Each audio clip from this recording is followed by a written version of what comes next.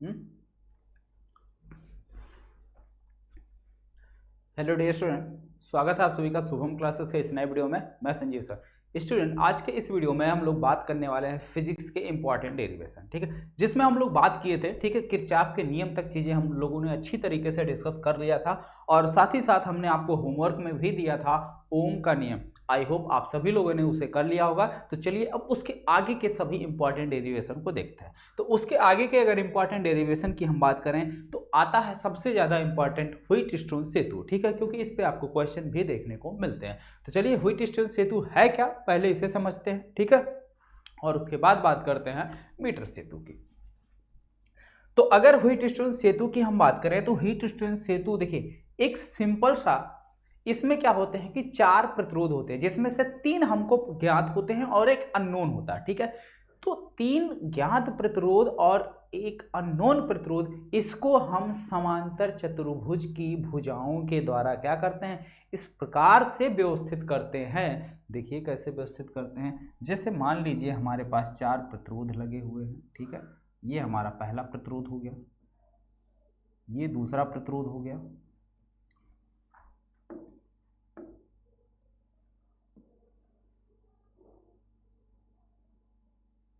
ठीक, ये हमारा तीसरा प्रतिरोध हो गया,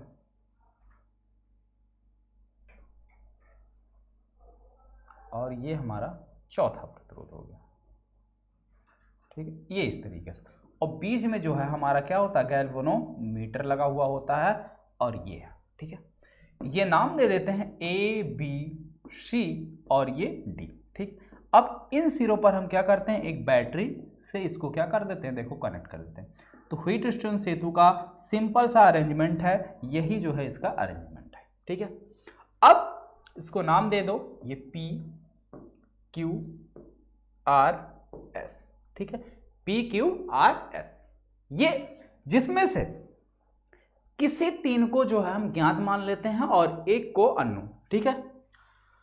अब यहां पे देखिए पहले इसका अरेंजमेंट समझ लीजिए, फिर जो है हम लोग डेरिवेशन की बात करते हैं। यहां से बैटरी से जो धारा निकलेगी आई, ठीक है, ये धारा निकलेगी आई, ये धारा आई यहाँ पे पहुंचेगी तो 2 भागों में बढ़ जाएगी। मान लो इधर चली गई धारा I1 और इधर चली गई धारा कितनी, I2, ठीक है। और फिर यही धारा इधर आ जाएगी आपकी कौन सी, I2, और इधर आ जाएगी आपकी I1, और फिर यही दोनों कंबाइन हो जाएंगे, I1 प्लस I2 मिलकर कितने हो जाएंगे, I। जहां पे यहाँ पे आपको पता है कि I बराबर क्या है, I1 प्लस I2, किरचॉफ का पहला नियम, ठीक है। कौन सा पहला नियम, क्योंकि यहाँ आपका ये क्या बन रहा है, एक जंक्शन बन रहा है, यानी कि एक संधि बन रहा है। इस संधि पर ये धारा 2 भागों में भी डिवाइड हो रही, ठीक है। तो यानी जैसा कि हमने कहा कि जितना कमाओगे उतना ही खर्च करोगे, तो जितनी धारा आ रही है उतनी ही धारा डिवाइड होगी, ठीक है। तो यानी कि जो डिवाइड वाली धारा है I1 प्लस I2, ये सीधे सीधे किसके बराबर होगी, I के बराबर, ठीक है। अरेंजमेंट समझ में आया। अब यहां पे हम मान लेते हैं, माना पी क्यू आर 3, ठीक है, ज्ञात प्रतिरोध है, ज्ञात प्रतिरोध है, तथा S अज्ञात प्रतिरोध है। कौन सा प्रतिरोध है, अज्ञात प्रतिरोध है, जिसका मान हमें ज्ञात करना है। क्या करना है, जिसका मान हमें ज्ञात करना है, ठीक है। अब P Q R तथा S, इन सभी चारों प्रतिरोधों को चित्रानुसार हम क्या करते हैं, व्यवस्थित करते हैं। सिंपल सी बात है, P Q R S, ठीक है, P Q R S, ये हमारे क्या है, 4 प्रतिरोध हैं, जिसको हम इस प्रकार से चित्रानुसार क्या करते हैं, व्यवस्थित करते हैं, ठीक है।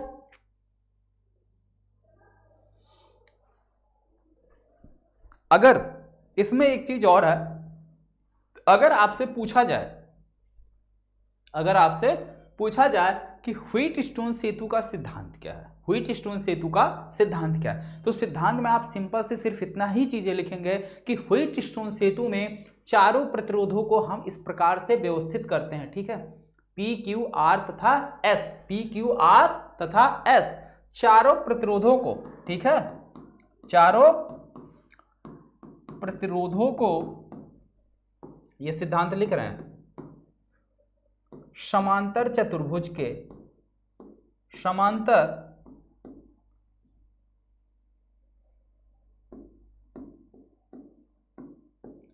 चतुर्भुज के चारों भुजाओं द्वारा, चारों भुजाओं द्वारा इस प्रकार से व्यवस्थित करते हैं, इस प्रकार से व्यवस्थित करते हैं कि इसके जो विकर्ण पे, यानी कि जो इसमें आपका गैल्वेनोमीटर लगा हुआ है, व्यवस्थित करते हैं कि गैल्वेनोमीटर में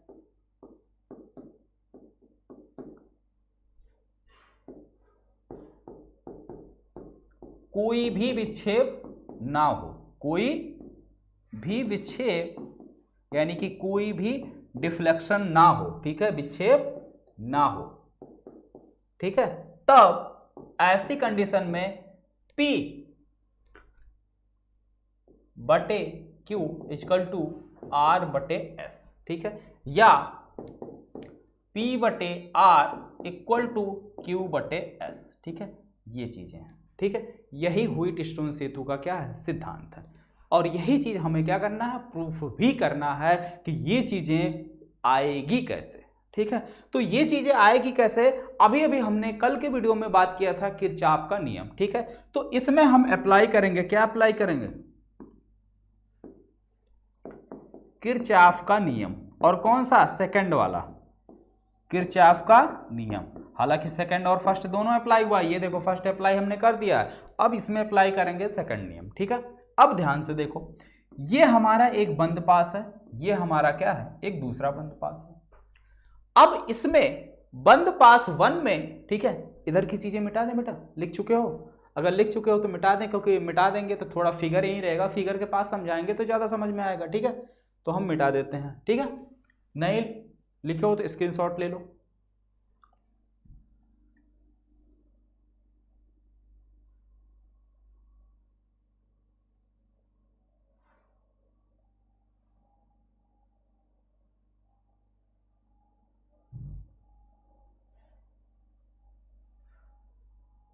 ठीक, ये मिटाया जा चुका।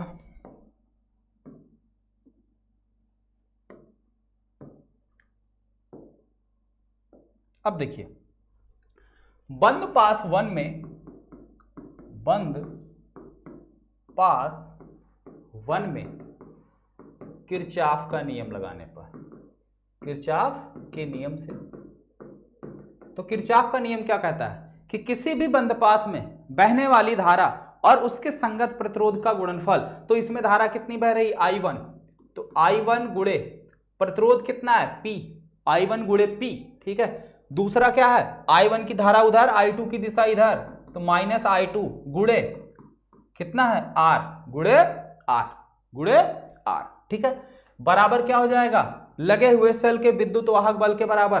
अब देखो, जो भी आपका सेल लगा हुआ बच्चा, ये सेल कहां लगा हुआ है, पूरे सर्किट के बाहर लगा हुआ है, यानी कि बंद पास 1 को अगर हम देखें तो बंद पास 1 में कोई भी सेल नहीं लगा हुआ है, तो ये सीधे सीधे क्या हो जाएगा, 0 समीकरण नंबर 1, या ये समीकरण नंबर 1 नहीं बनेगा, आगे बनेगा समीकरण नंबर 1, ठीक है। इक्वल टू सीधे सीधे क्या हो गया, 0। अब इसे सॉल्व कर लो, तो I1P इक्वल टू क्या हो जाएगा, I2R, ये हो गया आपका समीकरण नंबर 1, ठीक है, ये बन गया समीकरण नंबर 1। ठीक इसी तरीके से बंद पास 2 के लिए अप्लाई करो, बंद पास 2 में, बंद पास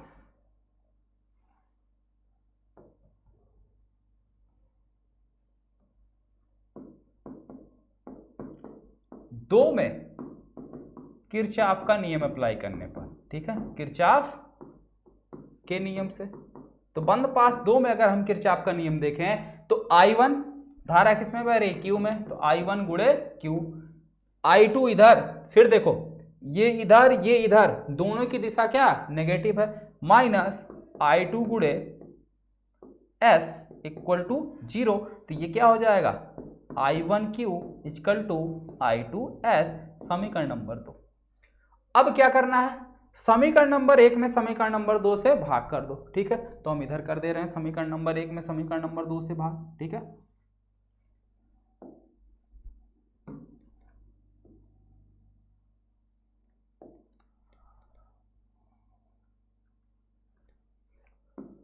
समीकरण 1 में समीकरण 2 से भाग करने पर, तो जब 1 में 2 से भाग करेंगे तो क्या हो जाएगा, समीकरण नंबर 1 कितना है, I1P इक्वल टू I2R। तो लेफ्ट हैंड साइड में लेफ्ट हैंड साइड से भाग करोगे, लेफ्ट हैंड साइड इसका कितना है I1Q, दूसरी साइड कितना है I2S, ठीक है। अब यहां पे देखो कुछ चीजें जो है आपकी क्या हो रही हैं, कट रही हैं, ठीक है। तो I1 से I1 कैंसिल, I2 से I2 कैंसिल, मिला क्या फाइनली हमको मिल गया P बटे Q इक्वल टू R बटे S, ठीक है। P बटे Q इक्वल टू R बटे S, यही चीज हमें क्या करना था, प्रूफ करना था।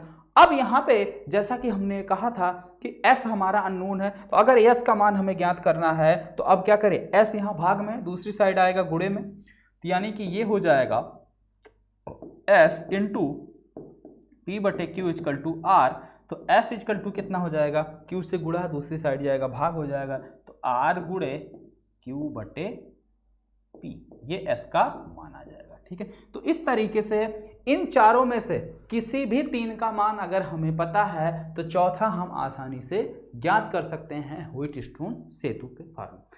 अब एक कंडीशन ये है, इसका सिद्धांत, इसके सिद्धांत को एक बार फिर से समझ लो।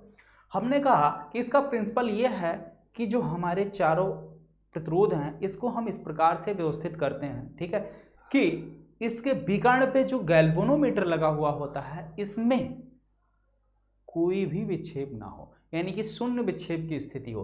तो जब इसमें शून्य विक्षेप की स्थिति होती है तो इसमें कोई भी धारा प्रवाहित नहीं होती है, ठीक है, कोई भी धारा इसमें प्रवाहित नहीं होती है, ठीक है, बात समझ में आई। और अगर कोई भी धारा प्रवाहित होगी तो गैल्वेनोमीटर में डिफ्लेक्शन देखने को मिलेगा, यानी कि विक्षेप देखने को मिलेगा।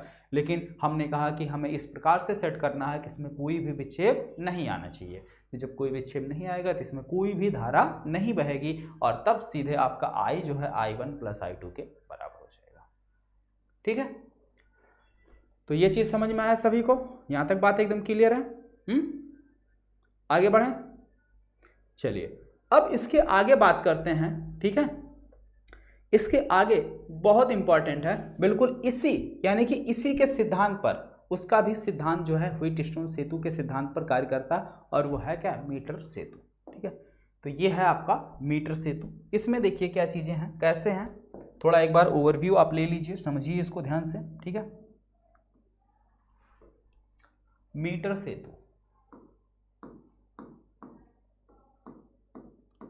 मीटर सेतु, इसमें क्या होता है, इसमें हमारा 1 मीटर लंबा तार AC होता है, AC, ये 1 मीटर लंबा है टोटल, ठीक है। AC जो है, AC का मान कितना है, 1 मीटर, 1 मीटर, या इसी को लिख सकते हो 100 सेंटीमीटर, ठीक है। तो ये जो AC है, AC का मान कितना है, 100 सेंटीमीटर है, ठीक है।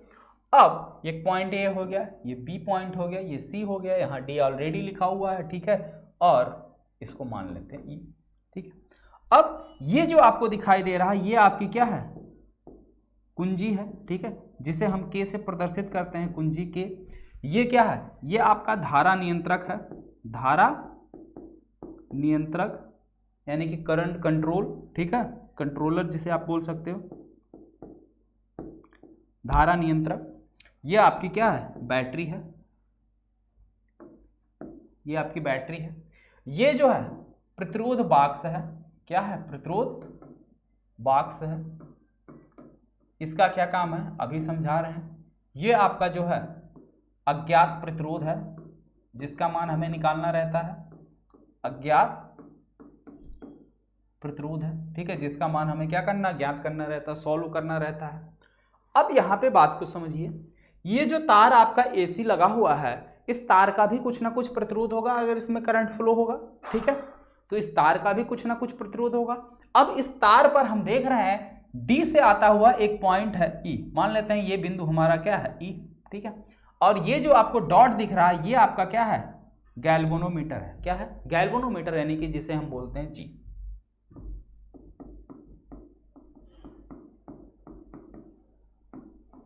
ठीक है, तो ये है पूरा फिगर का अरेंजमेंट, पूरे फिगर का अरेंजमेंट। तो अगर हम ध्यान से देखें, ठीक है, और इसको डी और ई को पकड़ के यहीं से खींच दें, डी और ई को पकड़ के यहीं से खींच दें, तो ये बन जाएगा हमारा पी, ठीक है, ये बन गया हमारा क्यू, और ये बन गया हमारा आर, और ये बन गया हमारा एस। ठीक है, तो यानी कि ये भी व्हीटस्टोन सेतु बना, व्हीटस्टोन सेतु बना। अगर थोड़ा सा इमेजिन करो, डी और ई को अगर हम पकड़ के खींच दें तो ये बीच में हमारा लगा हुआ गैल्वेनोमीटर, बीच में लगा हुआ गैल्वेनोमीटर, ये एक प्रतिरोध बॉक्स यानी कि ये प्रतिरोध, और ये तार का कुछ प्रतिरोध होगा तो ये भी दो भाग में बटेगा, यानी इतने तार का प्रतिरोध, इतने तार का प्रतिरोध, और ये प्रतिरोध, यानी कि 4 प्रतिरोध हो गए, जिसमें से तार का प्रतिरोध हमें पता होगा, इधर का भी पता होगा, और ये प्रतिरोध बॉक्स है ये तो हमें पता ही पता है, और ये हमें नहीं पता, इसका मान हम आसानी से क्या कर सकते हैं, ज्ञात कर सकते हैं। ठीक है, तो फिगर के बारे में सिर्फ इतना ही लिखूंगा। ठीक है, फिगर के बारे में सिर्फ इतना ही हम लिखेंगे कि चित्रानुसार, ठीक है, चित्र अनुसार अज्ञात प्रतिरोध, ठीक है, डी और ई के बीच में जुड़ा हुआ है, जिसका मान हमें ज्ञात करना। सिद्धांत में लिखोगे मीटर सेतु व्हीटस्टोन सेतु के सिद्धांत पर कार्य करता है। तो इसके अगर हम सिद्धांत की बात करें, ठीक है, तो एक लाइन आप लिखोगे कि मीटर सेतु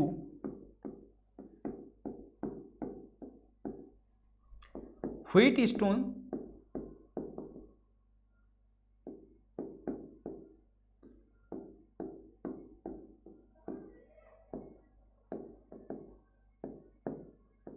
व्हीटस्टोन सेतु के सिद्धांत पर कार्य करता है। ठीक है, इतनी बात समझ में आ गई। अब यहां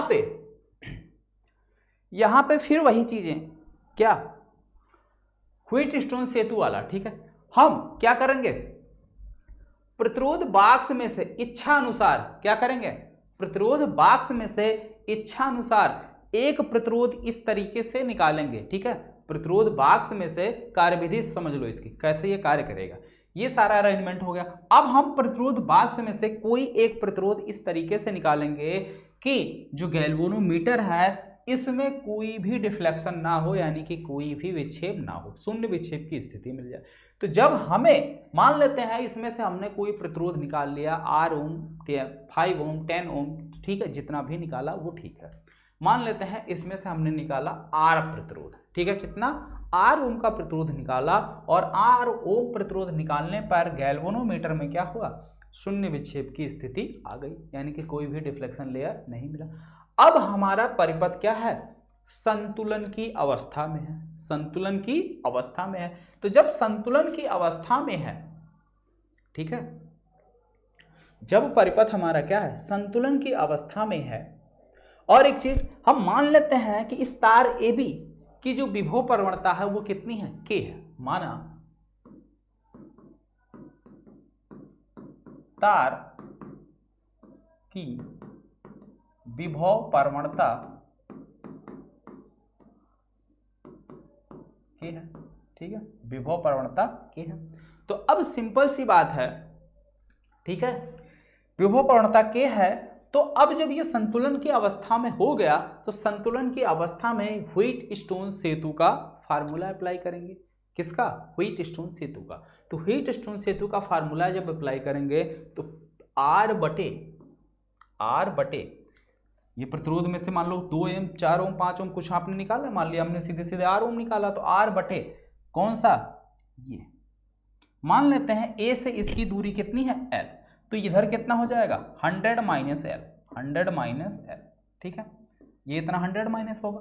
तो R बटे L इजकल टू S बटे 100 माइनस L, ठीक है, ये हो गया व्हीटस्टोन सेतु के फार्मूले से। हमें चाहिए मान S का, तो S इजकल टू कितना हो गया, S इजकल टू हो गया 100 माइनस L से, इधर भाग है इधर आएगा गुणा हो जाएगा, तो 100 माइनस L बटे L, ठीक है, 100 माइनस L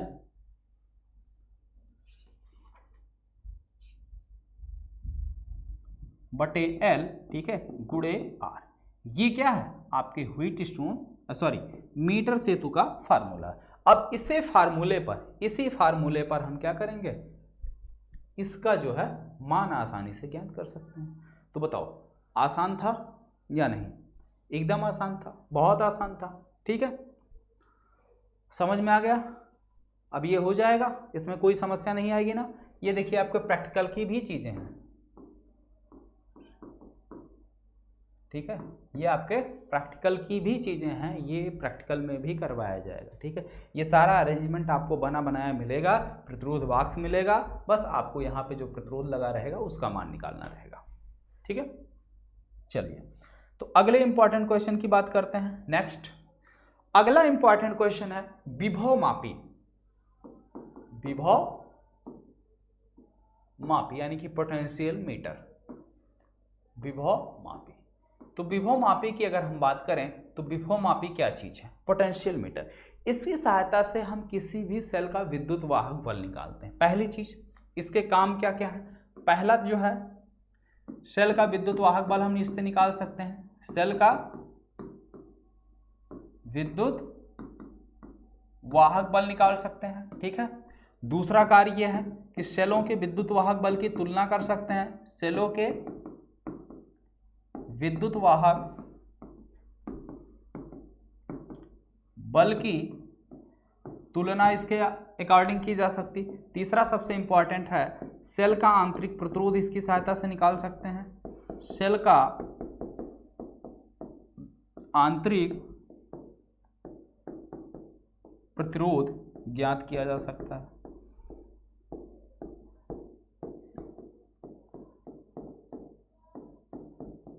ठीक है, तो ये विभव मापी के 3 उपयोग हैं और हमें पढ़ना तीनों है। ये विभव मापी के क्या है? 3 उपयोग हैं और हमें बारी बारी से पढ़ना तीनों है, ठीक है। और ये तीनों चीज जो है हम आपको 3 बार करा चुके हैं। कितनी बार? 3 बार करवा चुके हैं, ठीक है। 1 बार अनअकैडमी ऐप पे, 2 बार शुभम क्लासेस यूट्यूब चैनल पर, ठीक है। तो अब हम ये आशा करते हैं कि ये आज का एक और क्वेश्चन आपके होमवर्क में हमारे साथ साथ आप लोग होमवर्क करते रहिए, ठीक है। और जहां चीजें ना आए वो आप पूछते रहिए, ठीक है। तो सबसे पहला काम, इसे आप खुद ट्राई कीजिए और अगर नहीं आता है तो फिर इसको हम लाइव वीडियो में आपको समझाएंगे, ठीक है। लाइव क्लास में इसको आपको समझा देंगे। अगर आप नहीं कर पाते हैं तो, लेकिन हाँ ईमानदारी से पहले खुद ट्राई कीजिएगा, ठीक है। ओके बच्चों, तो यानी कि चैप्टर नंबर 3 तक जो है आपके सारे इंपॉर्टेंट डेरिवेशन हो गए। अब जब भी इंपॉर्टेंट डेरिवेशन का सीरीज कंटिन्यू करेंगे तो यानी कि चैप्टर नंबर 4, 5, 6 तक हमने पढ़ाया है, ठीक है। और फिर उसके बाद जो उधर चैप्टर नंबर 9 और 10 भी आपका जल्दी ही कंप्लीट होगा। बस एक तो एंग का प्रयोग पढ़ाना है और प्रकाश का विवर्तन, 2 टॉपिक और हैं उसमें। उसके बाद वो चैप्टर आपका जो है कंप्लीट हो जाएगा, ठीक है बच्चों। तो आज के लिए सिर्फ इतना ही। और जितने बच्चे वीडियो को लाइव देख रहे हैं सभी लोग वीडियो को लाइक कर दीजिए और वीडियो पसंद आया हो तो कमेंट सेक्शन में जरूर कमेंट करके बताइए। और साथ ही साथ ये भी बताइए कि ये क्वेश्चन आपने कर लिया या नहीं, या इस क्वेश्चन को हमें बताने की ज़रूरत है कि नहीं है, या आप कर लेंगे। ये चीज़ जो है ज़रूर कमेंट सेक्शन में कमेंट कर दीजिएगा। और वीडियो को अपने दोस्तों में भी अधिक से अधिक शेयर कीजिए। और अगर चैनल पर नए हों तो चैनल को सब्सक्राइब करके बेल आइकन का बटन दबाइए, जिससे हमारी आने वाली हर एक नई वीडियो का नोटिफिकेशन आपको मिलता रहे। ओके बच्चों, मिलते हैं फिर नेक्स्ट वीडियो में।